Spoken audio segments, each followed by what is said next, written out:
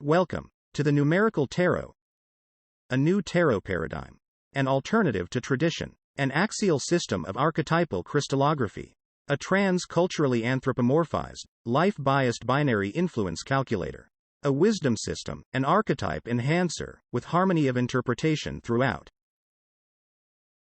The content of all the videos in this series are excerpts, edits and brief summaries from the eBooks All Things Are Numbers and All Things Are Patterns, links below. For a more complete explanation of each idea, additional reading might be helpful. Hopefully the basic ideas come across enough to pique your interest in trying this alternative approach to tarot.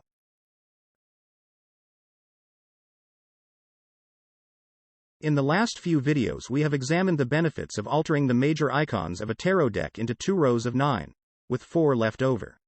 In the last video, the 4 left over were used as part of a fictional story outline. Let's examine this quaternary a bit more. The major icons of the numerical tarot are devoted to expressing the ninefold nature of the number line that results from passing through to label important parts.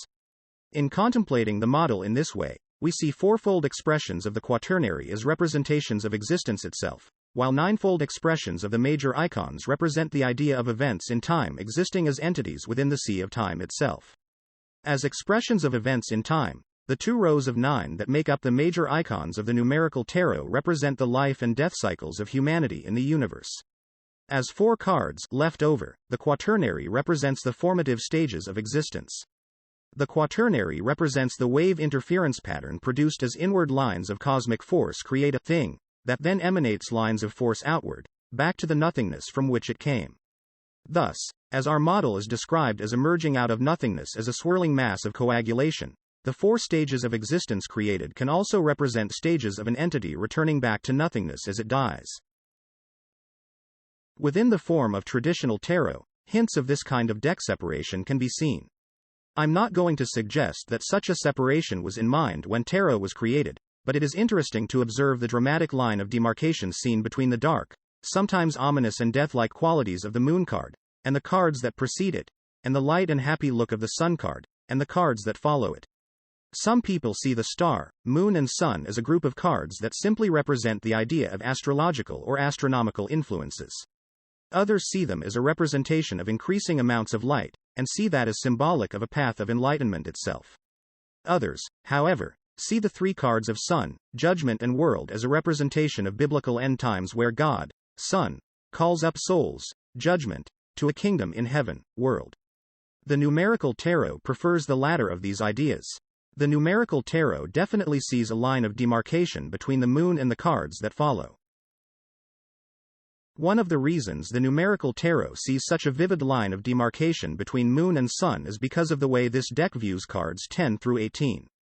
Because of this system's insistence on consistency and contrast in deck design, the numerical tarot views cards 10 through 18 as bad, or dark, or evil, or ominous, a series of ideas that express the decline and demise of an entity, with an undignified death that ends at card 18, the moon.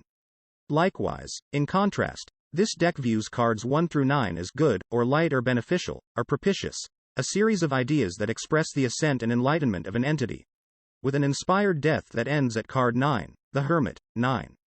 So while this deck likes the idea of viewing the sun, judgment and world cards as a separate series of ideas, it does not necessarily require them to be thought of as a continuation of an unbroken string of 22 ideas trailing off from the card of the moon.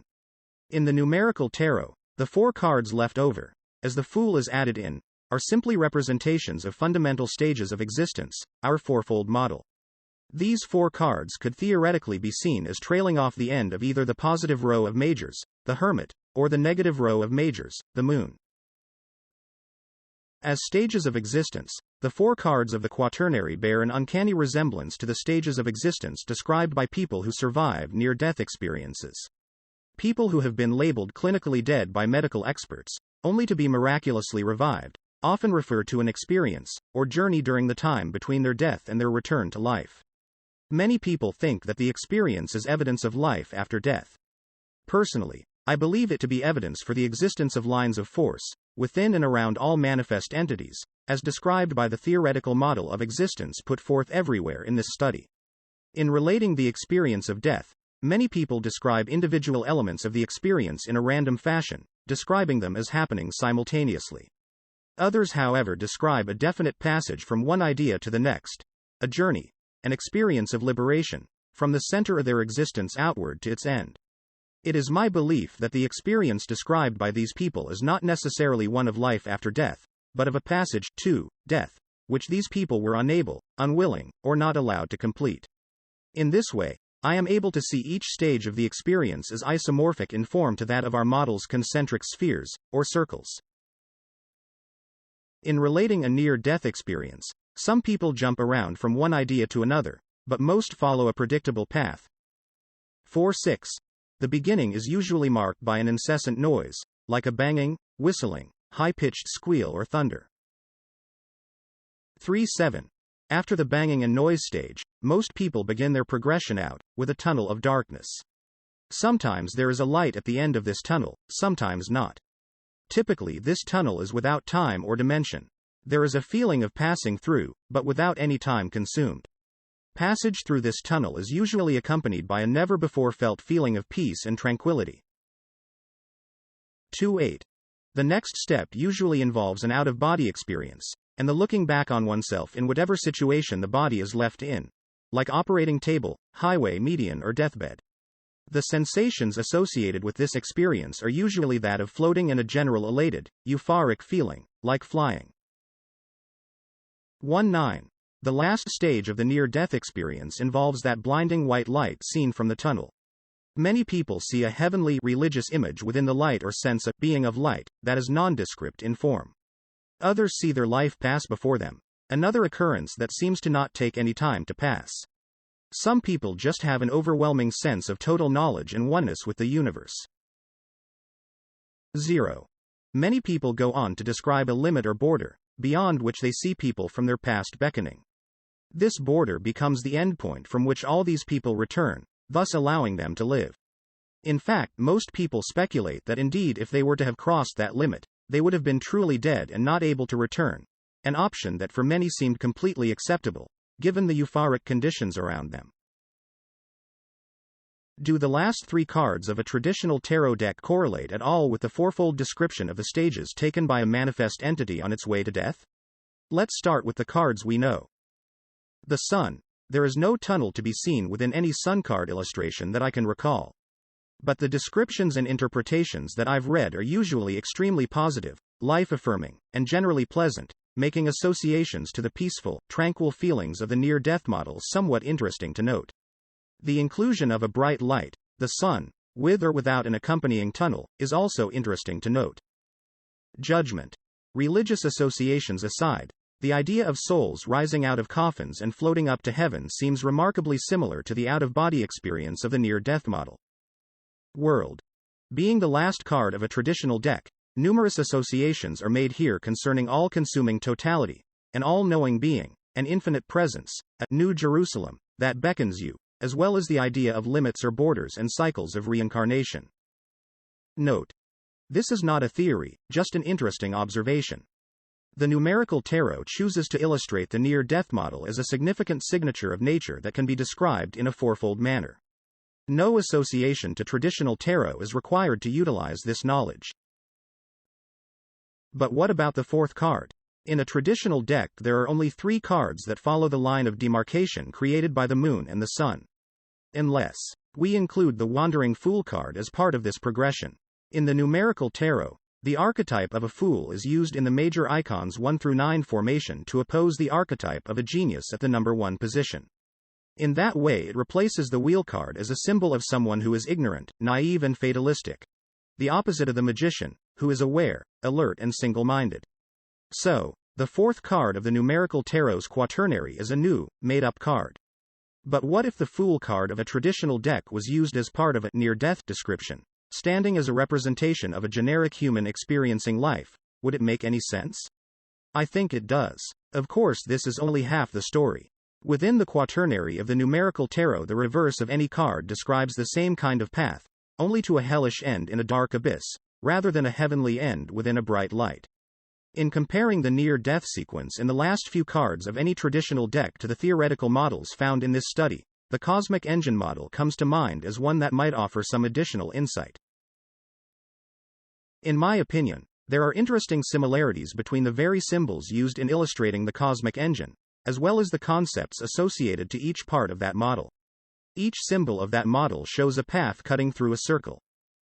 The 3-7 stage illustrates the idea of simultaneity, sameness, and simplicity by having the path cut straight through, like a tunnel, with a light at the end, leaving identical sides facing each other, like the twin children we see on many early tarot decks' sun card. The 2-8 stage illustrates both the entering and exiting of an entity by having the path funnel us in, or spray us out. We are obviously utilizing the outgoing path here, where the idea of exiting our bodies upon death takes a shape similar to the trumpet being blown by the angel above in the Judgment card. The trumpet blows air out, and draws souls in. In the 1-9 stage there is no more path. The idea of encountering the limits of an enclosure is symbolized by a circle, like the circle that encloses the city in some early decks, or the wreath, or mandorla that encloses the female figure in the world card of many later decks. Some think that because the Fool is unnumbered, it should remain outside any sequencing scheme. In trying to connect Kabbalah to tarot, some say the Fool should be counted, and come first. Some say last. Others have introduced schemes that have the Fool sequenced between the cards of Judgment and the world. I personally have no interest whatsoever in assimilating Kabbalah to my ideas. But, if I did, I think I'd introduce this scheme, where the Fool is placed, like the Earth would be, between the Moon and the Sun. The Numerical Tarot chooses to illustrate its Quaternary deck with the idea of stages of existence, but in reality, the Quaternary can also be used to illustrate any number of other fourfold models known to humanity. As one acquaints oneself with these other expressions of existence, the numbers of numerology become clearer. Because the fourfold Quaternary and the ninefold majors both represent the same thing, a model of existence, they can be used interchangeably as descriptions of numbers of numerology. Fourfold models with extremes and in-betweens are a recurring pattern throughout this system, as well as many others throughout history. Ever since air, water, earth and fire were identified as a sacred quaternary of nature, fourfold models have permeated the mind of humans. Sometimes these quaternaries are obvious. Sometimes not so obvious. Ultimately we will find that extremes and in-betweens are everywhere, because they represent the inevitable broken symmetry of a binary system put into motion. I don't know much about the fourfold code of DNA, but it is at least worth mentioning here as an important quaternary of nature. The code for making life uses just 4 parts, in different combinations. In the same way, our theoretical model of existence is based on just 4 parts, and a point. As 4 become 8, and 8 becomes 16, and 16 become 32, and 32 becomes 64, we build a binary array of ideas that we can utilize with the help of kintograms. With the 5s of the Numerical Tarot representing the idea of neutrality, and taking a neutral role, the rest of the minor suit cards become a binary code of ideas. With this binary code of ideas, we cover as complete a spectrum of human experience as possible in the design of our deck. The Numerical Tarot describes all of life, with just 4 parts. But why bring up this idea of quaternaries? The reason for bringing up the idea of quaternaries is to make note of how the Numerical Tarot deck actually has a quaternary built in. Lots of other decks look to Kabbalah and the Tree of Life for structure. The philosophy behind Kabbalah is rooted in the Tetragrammaton. But where, in most decks, do we see an actual quaternary? In the Numerical Tarot, the 4 cards left over, after converting the 22 major icons into 2 rows of 9, remain as an expression of all quaternaries we might find in nature. Some will point to the 4 worlds of the Kabbalah, being used to describe the 4 suits, as connected to the Tetragrammaton and the idea of quaternaries. Others will point to the court cards of a traditional deck as evidence of the number 4 being put to use.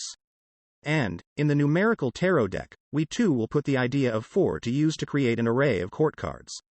But where, in a traditional deck, is the quaternary upon which those 16 court cards are based?